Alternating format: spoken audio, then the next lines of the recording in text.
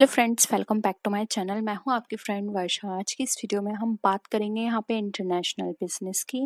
International business क्या होता है, इसका पर्पस क्या है, यानी इसका ऑब्जेक्ट, और साथ में बात करेंगे इसके मेरिट्स एंड डिमेरिट्स की। तो स्टार्ट करते हैं वीडियो को। आप लोग आ जाइए, और वीडियो आपको अगर पसंद आती है तो लाइक कीजिएगा, फ्रेंड्स या शेयर कीजिएगा, और किसी भी तरह की कोई भी क्वेरी हो तो ज़रूर बताइएगा। तो स्टार्ट करते हैं। पहले एक बार सब लोग आ जाइए, फिर स्टार्ट करते हैं इसको।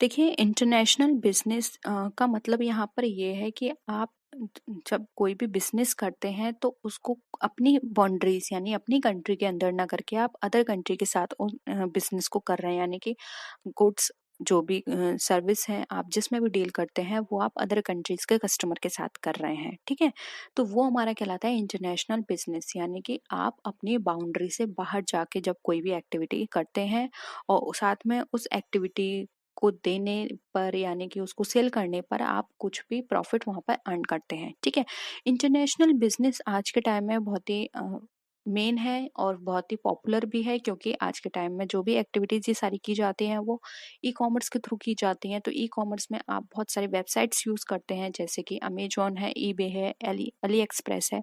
ये सारी वेबसाइट्स क्या करती हैं, आपको हेल्प करती हैं आपके बिजनेस को बढ़ाने में। आप यहाँ पर जाके अपने प्रोडक्ट को वहाँ पर लिस्ट करा सकते हैं, उसको सेल कर सकते हैं किसी भी कस्टमर को जो बाहर किसी भी कंट्री में रहता है। ठीक है, तो ये आज के टाइम में बहुत ही पॉपुलर है इंटरनेशनल बिजनेस। इस ट्रेड के अंदर आप अपने कस्टमर से किसी भी तरह वो कहीं भी इंटरेक्ट कर सकते हैं, और अपने मुताबिक आप वहाँ पे प्रॉफिट अर्न कर सकते हैं। ठीक है, देखिए, international business refers to the business activity और transactions carried out beyond the national boundaries of a country, यानी कि आप बियॉन्ड जाके अपने बिजनेस को करते हैं। Countries depend on each other for a variety of economic transactions. ये डिपेंड करते हैं इकोनॉमिक वेरियस इकोनॉमिक ट्रांजेक्शन्स पर। अब इसमें आपके गुड्स भी हो सकते हैं, सर्विसेज हो सकती है, और कैपिटल भी हो सकती है। जरूरी नहीं है आप कोई बिजनेस करें सिर्फ गुड और सर्विस का। आप ये भी कर सकते हैं कि आप किसी अदर कंट्री के साथ मिलकर अपनी कैपिटल वहाँ पे इन्वेस्ट कर सकते हैं। आपको ना वहाँ पर गुड में डील करना है, ना ही आपको सर्विस में डील करना है, बस वहाँ पे अगर आपने इन्वेस्ट करते तो वो भी आपका इंटरनेशनल बिजनेस का पार्ट कहलाता है। ठीक है, अब हम यहाँ पर ऑब्जेक्टिव पढ़ेंगे, जिससे आपको और भी ज़्यादा क्लियर हो जाएगा कि इंटरनेशनल बिजनेस क्या होता है। फर्स्ट आता है हमारा प्रॉफिट एडवांटेज। ये हमारा इंपॉर्टेंट ऑब्जेक्टिव होता है इंटरनेशनल बिजनेस का। प्रॉफिट एडवांटेज, इंटरनेशनल बिजनेस में आप अपना ज़्यादा से ज़्यादा प्रॉफिट वहाँ पे ऐड कर सकते हैं। जो भी आप डोमेस्टिक बिजनेस में या फिर अपनी कंट्री में अर्न करते हैं, उससे ज़्यादा आप यहाँ पर अर्न कर सकते हैं, क्योंकि यहाँ पे पॉसिबिलिटीज़ ज़्यादा होती हैं। यहाँ पर आप जो भी आपका टोटल प्रॉफिट्स है उससे 100% और भी ज़्यादा इंक्रीज कर सकते हैं, क्योंकि यहाँ पे फॉरेन मार्केट में आपको कस्टमर्स वैरायटी के मिलेंगे, और यहाँ पर आपको इतना प्रॉब्लम भी नहीं होगा अपने प्रोडक्ट को सेल करने में। ठीक है, क्योंकि अदर कंट्री में जब भी आप प्रोडक्ट को सेल करते हैं तो वहाँ पर उसकी कॉस्ट वो लोग नहीं लगा पाते हैं कि इस प्रोडक्ट की जो कॉस्ट है टोटल कितनी आई होगी, क्योंकि उनके लिए वो प्रोडक्ट एकदम न्यू होता है। इसलिए वहाँ पर आप अपने मुताबिक वहाँ पे प्रॉफिट ऐड करके उस प्रोडक्ट को सेल कर सकते हैं। सेकंड आता है हमारा ग्रोथ अपॉर्चुनिटी।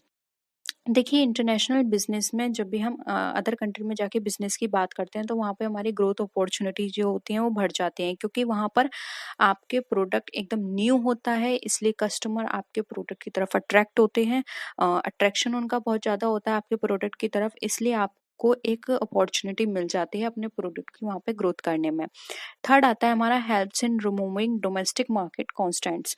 अब यहाँ पर देखिए, इंटरनेशनल बिजनेस आपकी हेल्प करता है अगर किसी भी तरह के डोमेस्टिक मार्केट कॉन्स्टेंट्स है आपके यहाँ, जैसे कि अगर अगर किसी भी तरह की स्केल इकोनॉमीज आपके यहाँ अराइज होती है, तो जैसे कि आप टेक्नोलॉजी एडवांटेज ले सकते हैं वहाँ जाके, अपने बिजनेस को वहाँ पे इंक्रीज कर सकते हैं।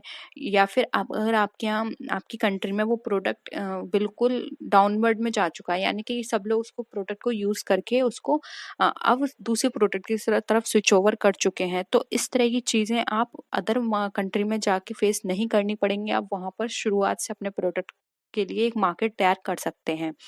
फिर है टू अर्न फॉरेन एक्सचेंज। अब यहाँ पे देखिए फॉरेन एक्सचेंज अर्न करने में भी हेल्प करती है आपका इंटरनेशनल बिजनेस। जब भी आप किसी प्रोडक्ट को अगर बाहर जाके बेचोगे तो वहाँ पर आपको उनकी कंट्री में पेमेंट मिलेगा, उनकी करेंसी में, ठीक है, उनकी कंट्री में जो भी करेंसी होगी। तो इससे क्या होगा, आपके पास फॉरेन एक्सचेंज का आप अच्छे से यूज़ कर पाएंगे, क्योंकि आपको पता है कि अदर कंट्री में और आपकी कंट्री की करेंसी दोनों में बहुत डिफरेंस होता है। तो इससे आपको क्या होगा, फॉरेन एक्सचेंज में हेल्प मिलेगी। फिर आता है next point, to make optimum utilisation of resources. अब यहाँ पे जो अगर किसी भी तरह के आपके पास रिसोर्सेज हैं तो इंटरनेशनल बिजनेस के थ्रू आप उनका ऑप्टिमम यूटिलाइजेशन कर सकते हैं। क्योंकि देखिए, अगर आप कोई भी प्रोड्यूस गुड्स है जो वेरी बहुत लार्ज स्केल में आपने प्रिपेयर किया था, लेकिन अब उसका मार्केट यहाँ पे ख़त्म हो चुका है, तो अगर आप दूसरे कंट्री में जाके उसको सेल करेंगे तो यहाँ पर क्या होगा, अगर यहाँ पर आपका वो बेकार पड़ा हुआ था माल सारा जो प्रिपेयर होके रखा हुआ था आपके गोडाउन में, लेकिन क्योंकि यहाँ पर अब उसका मार्केट नहीं था, लेकिन अगर आप दूसरी कंट्री में जाके उसको सेल करेंगे तो आपको पूरा मार्केट वहाँ पे मिल जाएगा, और आपका प्रोडक्ट जो बन चुका है या फिर जो जिसमें आप डील कर रहे हैं वो उसके लिए वहाँ पे एक नया मार्केट भी वहाँ पे बन जाएगा, ठीक है।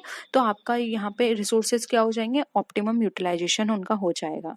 फिर आता है टू स्प्रेड बिजनेस रिस्क। अब देखिए, स्प्रेड बिजनेस रिस्क की यहाँ पे बात करें तो देखिए, ये जरूरी नहीं है कि अगर आपको एक कंट्री में लॉस हुआ है तो आप को दूसरी कंट्री में भी लॉस होगा, क्योंकि अगर आपका बिजनेस एक से ज़्यादा कंट्री में वहाँ रन कर रहा है तो यहाँ पर आप क्या कर सकते हैं, एक कंट्री के लॉस को दूसरी कंट्री के प्रॉफिट से यहाँ पर आप उसको से एडजस्ट कर सकते हैं, ठीक है। यानी कि एक में लॉस हो रहा है तो दूसरे के प्रॉफिट से आप अपने उस लॉस को कम कर सकते हैं। फिर आता है to get benefits from government. अब यहाँ पर क्या होता है, जब भी आप इंटरनेशनल बिजनेस में डील करते हैं या फिर इंटरनेशनल जाके अपने बिजनेस को ग्रो करते हैं तो आपकी गवर्नमेंट भी आपको हेल्प करती है, आपको बहुत सी सब्सिडी प्रोवाइड करती है, आपके ऊपर बहुत सारे जो टैक्स लगते हैं उनको कम करती है, साथ ही साथ आपको हेल्प भी करती है फाइनेंशियली, अगर आपको फाइनेंशियली सपोर्ट की ज़रूरत होती है तो इस तरह की चीज़ें भी आपको गवर्नमेंट की तरफ से बहुत सारी हेल्प मिलती है। तो ये अभी आपके लिए एक बेटर वे है कि आप अपने बिजनेस को और ज़्यादा ग्रोथ कर दे सकते हैं, ठीक। अब आता है इसके मेरिट्स की, यानी कि इंटरनेशनल बिजनेस के क्या क्या मेरिट्स हैं। फर्स्ट आता है हमारा इंक्रीज्ड रेवेन्यू। देखिए, जब हम इंटरनेशनल बिजनेस की बात करते हैं तो हमारा जो रेवेन्यू है वो इंक्रीज होता है, क्योंकि हम जब दूसरी कंट्री में जाके बिजनेस करते हैं तो वहाँ पर हम अपने अकॉर्डिंग जो प्रॉफिट होता है उसको ऐड कर सकते हैं, और साथ ही साथ अपने मार्केट, जो हमारा मार्केट इंक्रीज होगा तो हमारा प्रोडक्ट भी ज़्यादा सेल होगा, तो हमारा रेवेन्यू भी इसके मुताबिक इंक्रीज होगा ही, ठीक है। फिर है reaching new customer. Reaching new customer का मतलब यहाँ पर ये है कि जब भी आप दूसरे कंट्री में जाके प्रोडक्ट सेल करते हैं या सर्विस देते हैं तो आप नए कस्टमर के पास पहुंचते हैं, जिससे क्या होता है, आपका प्रोडक्ट और भी लोग परचेस करते हैं। तो ये आपके लिए ओवरऑल हर तरह से फ़ायदा पहुंचाता है। एक तो आपका कस्टमर, आप नए कस्टमर आपके बन रहे हैं, उनके साथ आपका रिलेशन नया बन रहा है, फिर आपके जो प्रोडक्ट है वो भी ज़्यादा सेल हो रहा है। फिर आता है assessing new talent. Assessing new talent का मतलब यहाँ पर ये है कि कंपनी जब भी किसी भी कंट्री में जाती है तो वो वहीं से हायर करती है पर्सन। तो यहाँ पर क्या होता है, आपको न्यू टैलेंट मिलता है, तो आप वहाँ पर अपने प्रोडक्ट को और भी अच्छा बना सकते हैं, अपनी कंपनी के लिए उसको और भी अच्छे तरीके से यूज़ कर सकते हैं। आपको बाहर टेक्नोलॉजी अच्छी मिलेगी, आपको वहाँ पे स्किलफुल लेबर मिलेगी, हर चीज़ आपको वहाँ पे अच्छी मिलेगी, तो आप उसको अपनी कंपनी में बहुत अच्छी तरीके से बेटर यूटिलाइजेशन उसका कर सकते हैं। फिर आता है optimum utilisation of available resources. जो भी आपके पास अवेलेबल रिसोर्सेज है आप उसका बेटर यूटिलाइजेशन कर सकते हैं।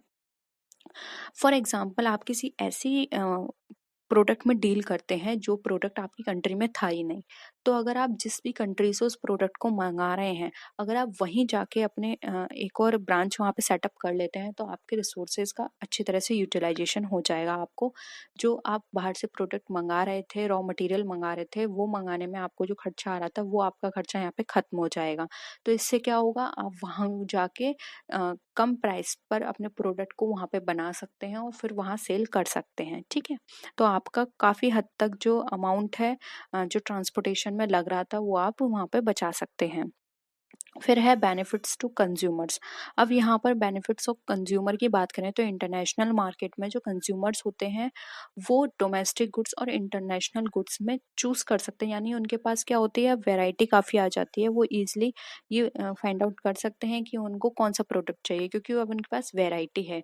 तो ये कंज्यूमर्स के लिए या फिर कस्टमर्स के लिए भी क्या होता है, एक तरह से बेनिफिट साबित होती हैं इस तरह के बिजनेस, क्योंकि उनके पास अब क्वालिटी ज़्यादा है और लो प्राइस पर उन्हें प्रोडक्ट मिल जाता है। अगर देखें तो बहुत सारी, क्योंकि लो प्राइस पे क्यों मिलता है इसका भी एक रीज़न है, क्योंकि हमारे यहाँ जो प्रोडक्ट बनता है वो मैन मेड होता है, इसलिए उसकी कॉस्ट ज़्यादा होती है। और बाहर जो प्रोडक्ट बनता है वो मशीन से बनता है, कम टाइम में ज़्यादा प्रोडक्ट बनता है, इसलिए उनकी कॉस्ट कम आती है, इसलिए वो सस्ता मिलता है।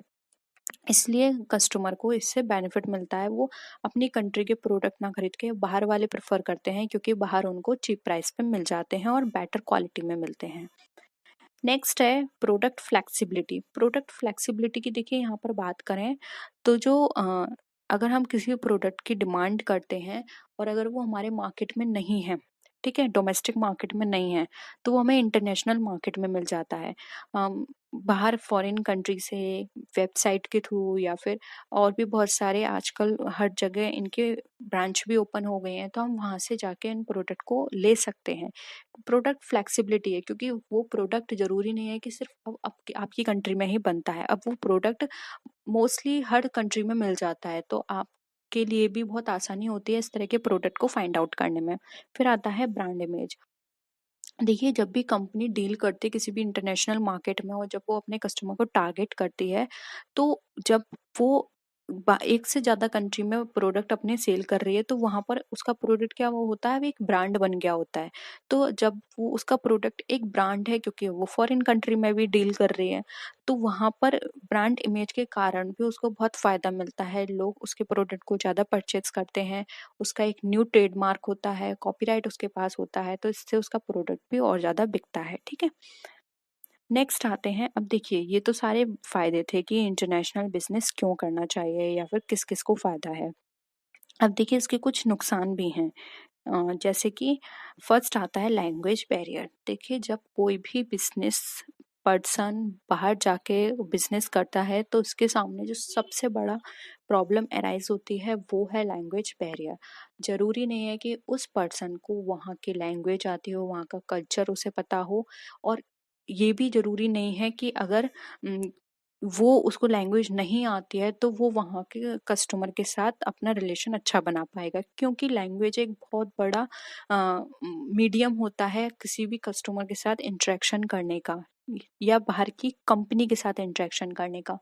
तो यहाँ पे लैंग्वेज बैरियर एक बहुत बड़ा ड्रॉबैक है किसी भी इंटरनेशनल बिजनेसमैन के लिए। ठीक है, फिर आता है इकोनॉमिक डिपेंडेंस।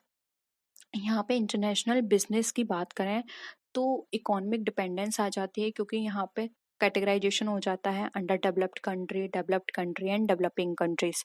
तो मोस्टली यहाँ पर आपको इन तभी ऑफर किया जाएगा, या फिर अगर आप चाहते हैं कि आपकी कंपनी भी बाहर किसी कंट्री में जाके अपनी ब्रांच ओपन करे, तो आपको उसी हिसाब से प्रेफरेंस मिलती है कि आप किस कंट्री से डील करते हैं, वो सॉरी बिलोंग करते हैं। आप डेवलप्ड कंट्री से हैं, अंडर डेवलप्ड कंट्री से हैं, किस कंट्री से हैं, तभी आपको प्रेफरेंस मिलती है। और अ, उस जगह की जो सरकार है या फिर वहाँ के जो लोग हैं आपको उसी के अकॉर्डिंग देखते हैं। नहीं तो आपका एक्सप्लॉयटेशन होता है या फिर आपको उस तरह का मार्केट नहीं मिल पाता है, आप वहाँ पे सरवाइव नहीं कर पाएंगे। ठीक है, फिर आता है misutilisation of natural resources. देखिए, ये वाला जो पॉइंट था हमने इसके मेरिट में भी पढ़ा था, अब ये डिमेरिट में भी है। डिमेरिट में क्यों है, देखिए, ये एक मेजर डिसएडवांटेज है इंटरनेशनल बिजनेस का, कि अगर आप किसी भी कंट्री में नेचुरल रिसोर्सेज हैं वहां पर, तो वहां पर क्या है, एक्सेसिव एक्सपोर्ट भी होता है। अगर किसी कंट्री में नेचुरल रिसोर्सेज ज़्यादा हैं तो वहाँ पर एक्सेसिव एक्सपोर्ट भी होगा। तो ज़्यादातर जो नेशंस होते हैं वो ओवर यूटिलाइजेशन कर देते हैं अपने रिसोर्सेज का, जिसके कारण अ, और वो भी ओवर यूटिलाइजेशन क्यों करते हैं, सिर्फ मनी के चक्कर में, क्योंकि उन्हें क्या लगता है कि अगर हम इसको सेल कर देंगे किसी अदर कंट्री को तो हमारे पास क्या है, बहुत पैसा आएगा। तो सिर्फ इसी के कारण क्या होता है, कई बार मिस यूटिलाइजेशन भी हो जाता है रिसोर्सेज का। ये भी एक बहुत बड़ा ड्रॉबैक है, क्योंकि अगर आप इसी तरह से अपने रिसोर्सेज को अदर कंट्री को सेल करते रहेंगे तो कुछ टाइम बाद वो आपकी कंट्री में उसकी क्या हो जाएगी, उसकी कमी आ जाएगी, फिर आपको अदर कंट्री से और ज़्यादा अमाउंट पर उनको परचेस करना होगा, ठीक है। लेकिन लोग सिर्फ कुछ अमाउंट के चक्कर में कि हाँ अभी हमें इतना पैसा मिल रहा है, वो लोग उसको सेल कर देते हैं। फिर आता है एक्सप्लॉयटेशन ऑफ होम इंडस्ट्री। अब इसमें क्या होता है, अगर इंटरनेशनल बिजनेस के अंदर जब बाहर की एमएनसीज आके अपना बिजनेस करती हैं तो जो होम इंडस्ट्री होती है उनका एक्सप्लॉयटेशन होता है। कोई भी उनका प्रोडक्ट इस तरह से यूज़ नहीं करता, क्योंकि जब बाहर की कंपनी आके अपने प्रोडक्ट को सेल करे तो उसकी टेक्नोलॉजी अच्छी है, चीप प्राइस पर वो मिल रही है, ठीक है। तो यहाँ पर क्या होता है, जो होम इंडस्ट्री है जो कि मैन मेड है, जिनमें ज़्यादा मेहनत लग रही है, उनको कोई इतनी प्रेफरेंस नहीं देता, कोई उनका प्रोडक्ट उस परचेस नहीं करता, क्योंकि उनके प्राइस ज़्यादा होते हैं, उनमें मेहनत ज़्यादा लगती है। इसीलिए होम इंडस्ट्री जो होती है उनका एक्सप्लॉयटेशन होता है, या फिर उनके जो प्रोडक्ट हैं बहुत जल्दी डंपिंग में हो जाते हैं, ठीक है। तो इसलिए यहाँ पर जो हमारी होम इंडस्ट्री है उनके लिए इंटरनेशनल बिजनेस जो है बहुत ही बड़ा यहाँ पर ड्रॉबैक की तरह काम करेगा। फिर है सर्विसिंग कस्टमर। सर्विसिंग कस्टमर की यहाँ पर बात करें तो इंटरनेशनल बिजनेस के अंदर जो हमें सर्विस मिलती है, डिफ़िकल्ट होता है यहाँ पर आफ्टर सेल सर्विसेज कस्टमर को, ठीक है। यहाँ पर जो सर्विस मिलेगी, सिर्फ आपने परचेस कर लिया, उसके बाद उस प्रोडक्ट में आपको किसी भी तरह की कोई भी प्रॉब्लम आ रही है तो उसको आप ठीक कराने में आपको बहुत टाइम लगेगा, क्योंकि यहाँ पर देखिए ठीक कराने में आपको फर्स्ट वहाँ का कल्चर पता होना चाहिए कि वो किस अकॉर्डिंग आपके प्रोडक्ट को यहाँ पर ठीक करेंगे, ठीक है। सेकंड, आपको उनकी लैंग्वेज पता होनी चाहिए, तभी आप उनको कम्युनिकेट कर सकते हैं कि आपके प्रोडक्ट में किस तरह की कमी आई है। जब आप उनको अच्छे से कम्युनिकेट नहीं कर पाएंगे अपने इश्यूज, तो वो वहाँ पर उसको सॉल्व नहीं कर पाएंगे। इसलिए सर्विसिंग में बहुत प्रॉब्लम आती है, जो लास्ट में आफ्टर सेल सर्विसेज वाली जो सर्विस होती है, ठीक है। इसीलिए यहाँ पर बहुत सारे ज़ोन्स ऐसे बनाए जाते हैं जो जहाँ पर आपके खुद की कंट्री के पर्सन हायर किए जाते हैं उनको सॉल्व करने के लिए। लेकिन फिर भी एक तरह से अगर हम बात करें तो 100% ये यहाँ पे परफेक्ट नहीं है ये चीज़। यहाँ पे कहीं कभी ना कभी आपको कोई ना कोई प्रॉब्लम जो है वो फेस करनी पड़ती है, या फिर आप सिर्फ जो भी प्रॉब्लम है उसी के साथ उस प्रोडक्ट को यूज़ करते हैं, ठीक है। फिर आता है rivalry among Nations. Rivalry among Nations की बात करें तो इंटरनेशनल बिजनेस के अंदर बहुत सारी टेंशन्स होती हैं। वो टेंशन्स क्यों होती हैं? कंपटीशन के कारण। हर कंट्री चाहती है कि वो एक्सपोर्ट ज़्यादा से ज़्यादा करे अपने प्रोडक्ट को। तो इससे क्या होता है, आपस में ही वो लोग कंपटीशन इतना कर देते हैं, तो जो इंटरनेशनल जो पीस है जो चाहते हैं हर गवर्नमेंट, वो यहाँ पे ख़त्म हो जाती है, और जो कंपटीशन होता है वो वॉर में बदल जाता है। इसलिए यहाँ पर ये भी एक बहुत बड़ा ड्रॉबैक है। हेल्दी कंपटीशन यहाँ पर नहीं होता है, जबकि आपको पता है कि इंटरनेशनल बिजनेस इन सब चीज़ों को वॉच करने के लिए डब्ल्यूटीओ है हमारे पास। वो ये सारी चीज़ें देखता है कि किस किस कंट्री के बीच किस तरह की यहाँ पे ट्रेडिंग हो रही है। लेकिन फिर भी यहाँ पर क्या होता है, बहुत सारी चीज़ें हेल्दी तरीके से नहीं हो पाती हैं जो कि इंटरनेशनल बिजनेस के अंदर होनी चाहिए, ठीक है। तो यहाँ पर हमने डिस्कस कर लिए इसके मेरिट्स, डिमेरिट्स और इसके मीनिंग्स। होप यहाँ पर आपको सारे चीज़ें यहाँ पे क्लियर हैं। कोई भी डाउट है तो ज़रूर बता दीजिएगा कमेंट सेक्शन में। हम नेक्स्ट जो इसकी क्लास करेंगे वो करेंगे थ्योरीज के ऊपर, जो इंटरनेशनल बिजनेस के अंदर कौन कौन सी थ्योरीज हैं उसके बारे में बात करेंगे, ठीक है। तो आप लोग रिवीजन करके आइएगा। तो नेक्स्ट वीडियो में फिर मिलते हैं और भी अच्छी वीडियोस के साथ। तब तक के लिए टेक केयर, बाय बाय।